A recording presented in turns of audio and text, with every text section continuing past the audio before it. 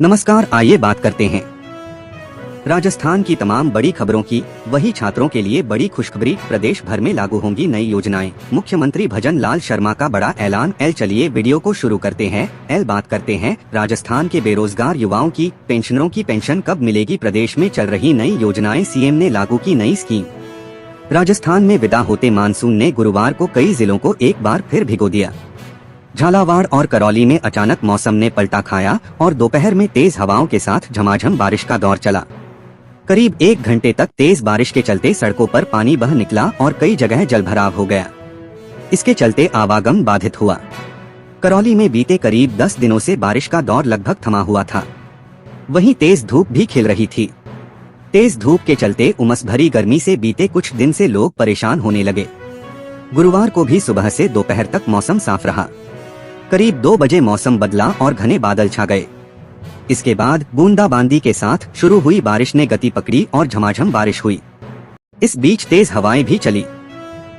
करीब 1 घंटे तक कभी तेज तो कभी मंद गति से हुई बारिश से हाईवे, गौशाला के सामने सड़क, रेलवे आरक्षण केंद्र के सामने सहित कुछ कॉलोनियों में फिर से जलभराव हो गया। इसके चलते राहगीरों और वाहन चालकों को आवागमन में परेशानी हुई।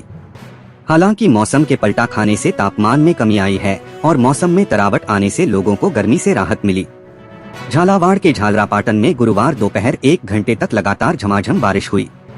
तहसील के नलखाड़ी और बावड़ी खेड़ा हलके के करीब 1 दर्जन से अधिक गांवों में तेज बरसात से खेत पानी में डूब गए। किसान लालचंद नागर, शिवलाल, शोभाराम, प्रहलाद गोस्वामी, तूफान सिंह झाला, टीकम नागर, दीपक प्रजापति और जगदीश चंद धाकड़ ने बताया कि अतिवृष्टि के दौरान अधिकांश किसानों की सोयाबीन और मूंगफली की फसलें पहले ही नष्ट हो चुकी थीं, जबकि कुछ किसानों को 50% नुकसान हुआ था। गुरुवार को हुई बरसात से ये खेत भी जलमग्न हो गए, जिससे खड़ी फसल पूरी तरह से खराब हो गई। राजस्थान की धरती पर अब हर परिवार की अपनी छत होगी। भजनलाल सरकार ने विमुक्त, घुमंतु और अर्ध घुमंतु समुदायों के लिए एक क्रांतिकारी कदम उठाया है। मुख्यमंत्री घुमंतु आवास योजना 2024 के तहत इन समुदायों को पक्के मकान के साथ साथ गरिमापूर्ण जीवन का तोहफा दिया जा रहा है। यह योजना उन लोगों के लिए उम्मीद की किरण बनकर आई है जो वर्षों से झुग्गियों, तंबुओं और अस्थायी झोपड़ियों में जीवन गुजार रहे थे। राजस्थान के ये समुदाय लंबे समय से स्वच्छ पानी, बिजली, शौचालय और सड़क जैसी मूलभूत सुविधाओं से वंचित रहे हैं। दरअसल भजनलाल सरकार ने उनकी पीड़ा को समझते हुए इस योजना को बजट वर्ष 2024 से 25 में शुरू किया है।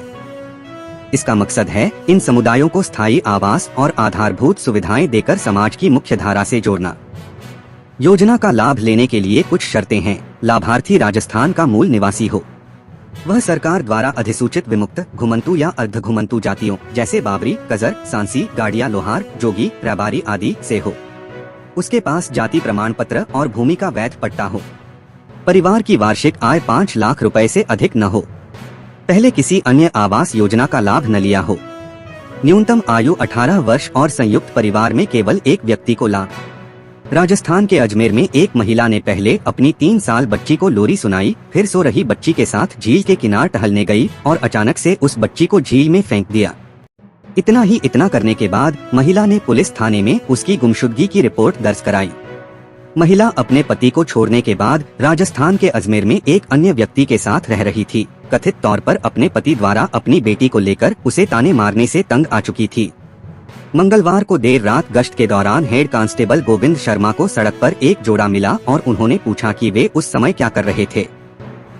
महिला ने अपना नाम अंजलि बताया और कहा कि वह अपनी बेटी के साथ घर से निकली थी, लेकिन रास्ते में बच्ची अचानक गायब हो गई। उसने दावा किया कि उन्होंने पूरी रात उसकी तलाश की, लेकिन कोई फायदा नहीं हुआ। पुलिस ने सीसीटीवी फुटेज देखी और अंजलि उर्फ प्रिया को अपनी बेटी को गोद में लिए शहर की आना सागर झील के किनारे टहलते हुए पाया। कुछ घंटे बाद रात के लगभग 1:30 बजे वह महिला अकेली अपने मोबाइल फोन पर व्यस्त दिखाई दी। सीसीटीवी फुटेज उसकी कथनी के विपरीत थे और संदेह उत्पन्न करते थे। राजस्थान के डीग जिले में मंगलवार दोपहर सरला नामक एक महिला को उपले के ढेर गोबर से बने पर जबरन बिठाकर उसे जिंदा जलाकर मार दिया गया। इससे पहले उसके साथ मारपीट की गई। सरला पूरी तरह से नहीं जली तो स्वजन और ग्रामीण अधजले शव को मोक्षधाम ले गए। ग्रामीणों ने पुलिसकर्मियों को दौड़ा कर पीटा, पत्थरों से हमला किया। पुलिसकर्मियों की वर्दी फाड़ दी। जागरण संवाददाता, जयपुर। राजस्थान के डीग जिले में मंगलवार दोपहर सरला नामक एक महिला को उपले के ढेर गोबर से बने पर जबरन बिठाकर उसे जिंदा जलाकर मार दिया गया। इससे पहले उसके साथ मारपीट की गई। सरला पूरी तरह से नहीं जली तो स्वजन और ग्रामीण अधजले शव को मोक्षधाम ले गए। सूचना मिलने पर पुलिसकर्मी मौके पर पहुंचे। पुलिसकर्मियों ने ग्रामीणों को शव का अंतिम संस्कार करने से रोका तो लोग उत्तेजित हो गए। ग्रामीणों ने पुलिसकर्मियों को दौड़ा दौड़ाकर पीटा, पत्थरों से हमला किया। पुलिसकर्मियों की वर्दी फाड़ दी। इस नवरात्र में जो लोग अपने घर की नींव रखेंगे या फिर बुक करेंगे उनको अपनी छत सस्ती मिलेगी। यह जीएसटी स्लैब के हालिया बदलाव से हो रहा है। इससे जयपुर के रियल एस्टेट मार्केट में बूम आने की संभावना है। रियल एस्टेट विशेषज्ञों का मानना है कि इस राहत से गुलाबी नगरी में मिड सेगमेंट और अफोर्डेबल हाउसिंग को नई गति मिलेगी। खासतौर पर वे गृहस्वामी जो खुद निर्माण करवा रहे हैं उन्हें सीधा फायदा होगा। मॉड्यूलर किचन, वार्डरोब और लाइटिंग जैसी फर्निशिंग पर भी अब कम जीएसटी लगेगा, जिससे घर सजाना भी किफायती होगा। सीमेंट समेत निर्माण में इस्तेमाल होने वाले कई अन्य सामान पर जीएसटी घटाने से लोगों को राहत मिलेगी।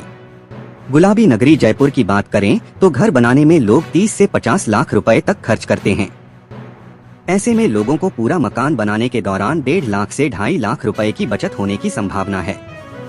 राजस्थान न्यूक्लियर पावर का सेंटर बनता जा रहा है। राजस्थान का दूसरा न्यूक्लियर पावर प्रोजेक्ट बांसवाड़ा लगने जा रहा है।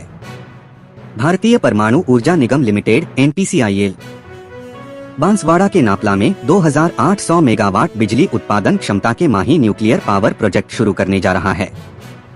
इस प्रोजेक्ट में 700 से 700 मेगावाट की 4 यूनिटें लगाई जाएंगी। ऐसी उम्मीद की जा रही है कि 700 मेगावाट की पहली यूनिट से उत्पादन वर्ष 2032 में शुरू हो सकेगा। राजस्थान में पहला न्यूक्लियर पावर प्रोजेक्ट रावतभाटा में शुरू किया गया था। पीएम नरेंद्र मोदी के इस माह की 25 तारीख को राजस्थान आने की उम्मीद है, जहां पीएम मोदी बांसवाड़ा में 45,000 करोड़ की परमाणु ऊर्जा परियोजना का शिलान्यास करेंगे। देश को लिथियम में आत्मनिर्भर बनाने में राजस्थान जल्द ही अहम भूमिका निभा सकता है। इससे देश ईवी कार, लैपटॉप और मोबाइल बैटरी बनाने के साथ ही परमाणु रिएक्टरों में उपयोग को लेकर बड़ी राहत मिलेगी। राजस्थान में नागौर जिले के डेगाना क्षेत्र की रेमवत पहाड़ियों पर लिथियम भंडार मिलने के बाद केंद्र सरकार के खान मंत्रालय ने नीलामी प्रक्रिया शुरू कर दी है। खनन शुरू होने से प्रदेश के राजस्व और रोजगार में भी भारी बढ़ोतरी होगी। वैसे देश में अब तक लिथियम भंडार राजस्थान के अलावा जम्मू कश्मीर, छत्तीसगढ़ और कर्नाटक सहित अन्य कुछ राज्यों में मिल चुके हैं, लेकिन अभी कहीं खनन शुरू नहीं हो सका है। भारत में अभी करीब 70 से 80% लिथियम का आयात चीन से होता है। यहाँ खनन शुरू होने से क्षेत्र में चीन पर निर्भरता काफी हद तक कम हो जाएगी। राजस्थान लोक सेवा आयोग (RPSC) ने पुरानी असिस्टेंट प्रोफेसर भर्ती को रद्द कर दिया है, जो 13 दिसंबर 2024 को 575 पदों के लिए विज्ञप्ति जारी की गई थी। अब RPSC ने असिस्टेंट प्रोफेसर की पुरानी भर्ती को कैंसिल कर नई भर्ती (न्यू वैकेंसीज) निकाल दी है। आयोग ने नई विज्ञप्ति भी जारी की है, जिसमें कहा गया है कि अभ्यर्थियों को नए सिरे से आवेदन करना होगा। वहीं भर्ती नियमों में भी बदलाव किया गया है। RPSC की नई विज्ञप्ति में कहा गया है कि आयोग द्वारा कॉलेज शिक्षा विभाग के लिए राजस्थान शिक्षा सेवा नियम 1986 के अंतर्गत सहायक आचार्य, असिस्टेंट प्रोफेसर के 30 विषयों के कुल 574 पदों पर भर्ती के लिए ऑनलाइन आवेदन आमंत्रित किया जा रहा है।